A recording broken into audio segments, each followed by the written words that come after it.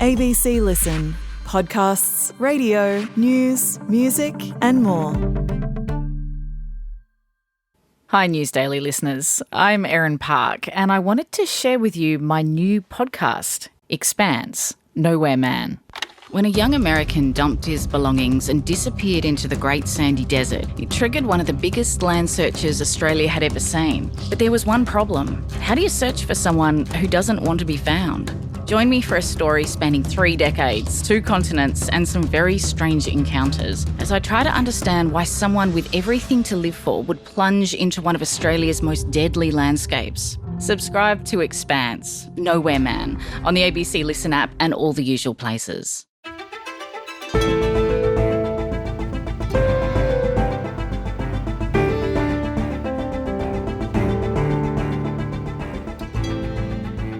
Cancer has traditionally been a disease of old age, but younger Australians in their 30s and 40s are increasingly being diagnosed with cancer, and scientists are desperate to understand why. Today, Dr. Norman Swan on his Four Corners investigation into what could be causing the sharp rise in cancer rates among younger people and what can be done about it. I'm Sydney Peed. On Gadigal land in Sydney, this is ABC News Daily.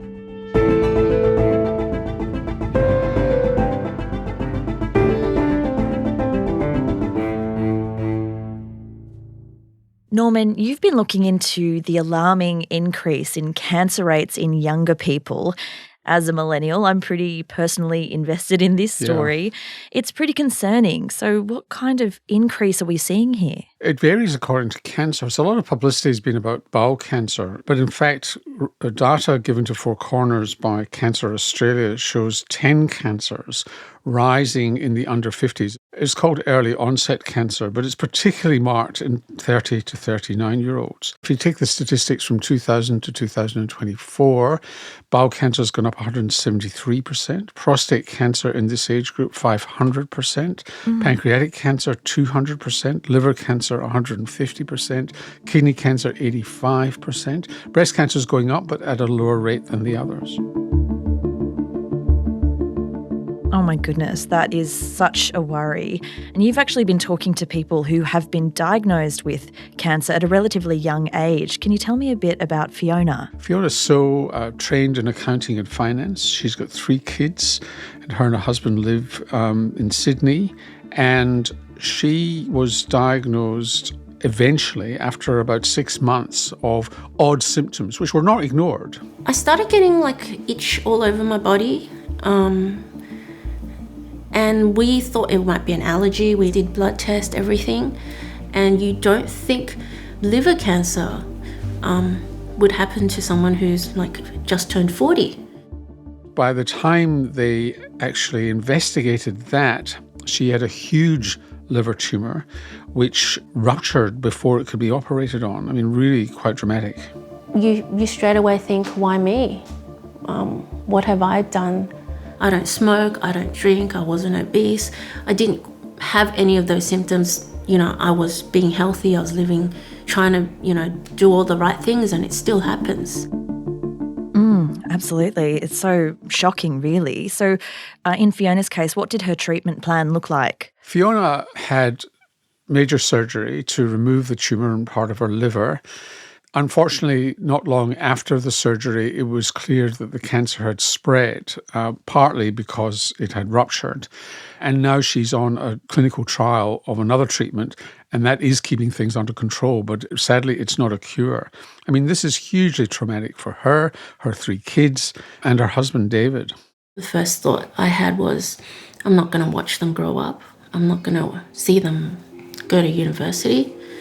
And it's not something you ever thought. You thought you get to grow old with your husband, you get to watch your kids grow up, and then suddenly that was something that could be taken away from you. And Norman, sadly, this situation that Fiona finds herself in, it's becoming more common in young people who are juggling work commitments and family and medical appointments. So I want to turn now to some of the causes that might account for this spike in cancer rates, because we hear so many things. Is it air pollution or microplastics or too many meat cold cuts? You've been speaking to Dan Buchanan, who is one expert. He looks at bowel cancer and he says changes in our gut are a big concern. What Dan Buchanan has found, and he studies what's called oncogenomics. This is the pattern of DNA mutations that you see in cancers. He can pretty much tell the age of somebody with bowel cancer from the genetic mutations in their bowel tumour. In other words, there's been a generational change. So older Australians who get bowel cancer, and you look at their genetic mutation pattern, there was a change with Gen X and then with millennials. So something has happened. And he believes that that something is related to the microbiome, the guts. We have lots of bacteria in our gut, and it's that balance between good and bad bacteria that creates a healthy state. So we think that exposures or environmental toxins may change that balance between good and bad bacteria, allowing some not so friendly bacteria to produce toxins or agents that may damage our DNA. What he and others have found, in a proportion of people, it looks as though early in life they were infected with a bug called E. coli. Now, we've got lots of E. coli in our bowels, and there's lots of different forms, but this was a toxic form of E. coli. And the toxin, the chemical that it produced, damaged the bowel and changed the DNA in the bowel, leading to bowel cancer in some people. The reality is cancer causation is a slow process. You get multiple mutations over time, and it's unusual for that to gallop. Most of the time, it's a fairly steady and slow process that can take 10, 20, 30 years. So if you're getting cancer when you're 30 or 40, you've got to go back to your childhood or your mum's pregnancy. That's likely when the changes occurred. So, for example, if you look at the microbiome, caesarean section rates were going up during that time to quite high levels.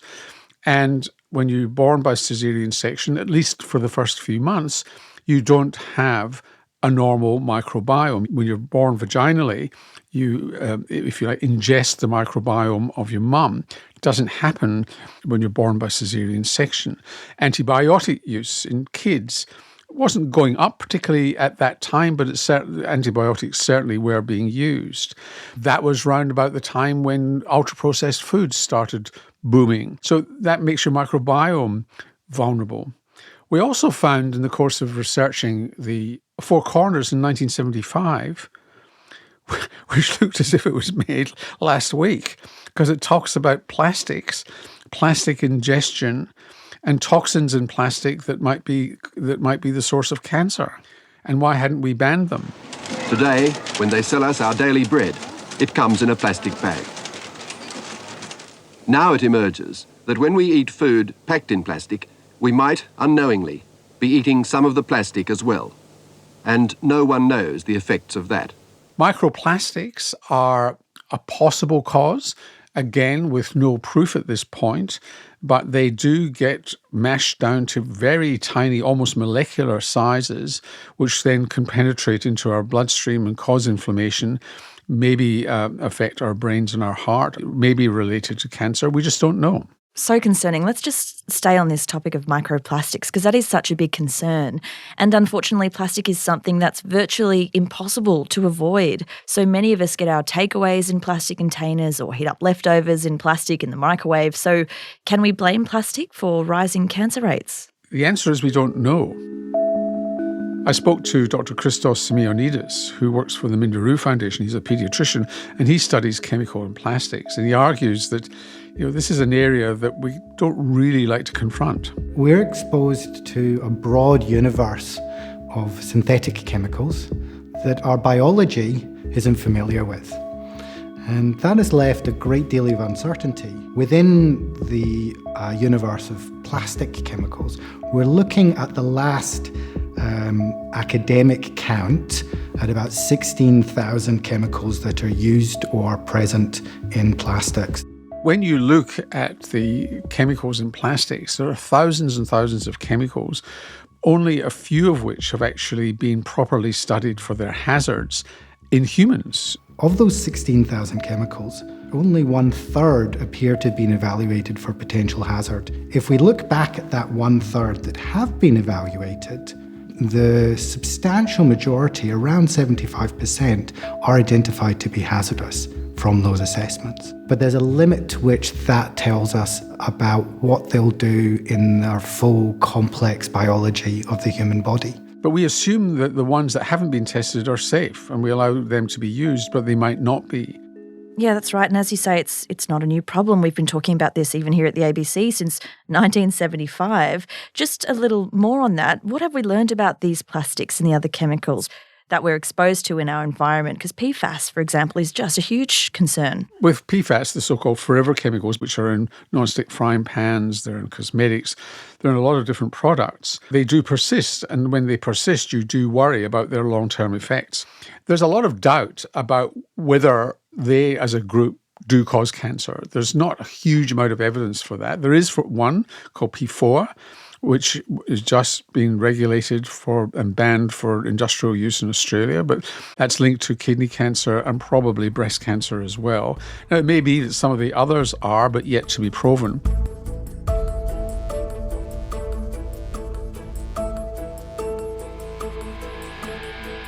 So Norman, for young Australians, these numbers are so worrying. Yes, we can throw away our plastic utensils or our non-stick frying pans or avoid bacon, but it's going to take a lot more than that. So does the government have a long-term strategy to tackle these increasing cancer numbers? We still really haven't got an anticipatory strategy for chemicals anywhere in the world, really, not just Australia. And there's something called the precautionary principle. We talked about that a lot during COVID. The precautionary principle is if something looks as though it's causing a problem or could be causing a problem and there's no harm in removing it, then you should remove it. Or you should not introduce it until it's proven to be safe. In other words, you should not wait until a hazard has been found. And the problem here is 30-year-olds today could well be paying the price of things that happened 30 years ago in the environment. And we only find the hazards out when it's too late.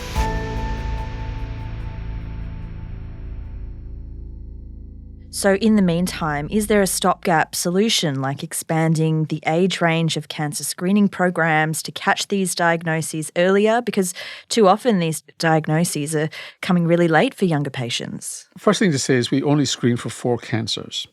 Cervical cancer screening, which starts at the age of 25. Breast cancer screening, which starts at 50, despite the fact that 20% of breast cancers, and probably a growing percentage, occur in people who are under 50. Bowel cancer screening, which starts at the age of 50, but it's moved down to 45. But again, you've got to opt in rather than you automatically being the screening program.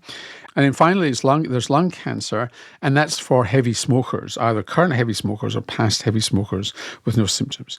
Now, the thing with screening is of a healthy population with no symptoms. You do not want a screening program to make people sick or worse. Cancer is still a disease of aging. The older you are, the more likely there is to be damage to your DNA and you're more likely to have cancer. Therefore, in a screening program, if you are older and they find an abnormality, that abnormality is more likely to be serious than it is if you're young, despite this increase. And therefore, you're discovering in a screening program more people who have abnormalities that may not matter or may not turn into cancer. But the risk is that people have invasive investigations and sometimes invasive treatments, which they might not have needed. So you've got to work that one out. Then it's a question of economics for government. Can they afford to make these screening programs younger? It's likely to save lives, but there are economic costs involved. The main strategy that's left is early detection of people with symptoms, in addition to us all doing what we know does work for a lot of cancers, which is a decent amount of physical activity, a Mediterranean-style diet where you're eating a lot of different vegetables, not eating a lot of red meat, and certainly not smoking burnt plants, whatever plants they may be, whether it's cannabis or tobacco. So certainly being made aware of the symptoms and to know what to be on the lookout for is going to be a huge part of this. I have maybe 3 messages here. One is get yourself a general practitioner that you like, who gets to know you. A lot of younger people don't have a GP. it's important to find a GP and a practice. And sometimes that's a bit of a search to find a GP who's right for you. The second thing is, if something new happens to you you've never had before, a headache, a lump, bleeding, bruising, anything virtually that you've just never had before, don't sit on it. Go and see your GP. Probably nothing, but it might not be. And thirdly, don't let it go. If it hasn't gone away, if it comes back, go back. It's your body, and be assertive. Dr. Norman Swan is a reporter for ABC's Four Corners and host of the Health Report podcast. You can watch Norman's Four Corners report on ABC iView. This episode was produced by Cara Jensen-McKinnon. Audio production by Sam Dunn. Our supervising producer is David Cody. I'm Sydney Peed. ABC News Daily will be back again tomorrow. Thanks for listening.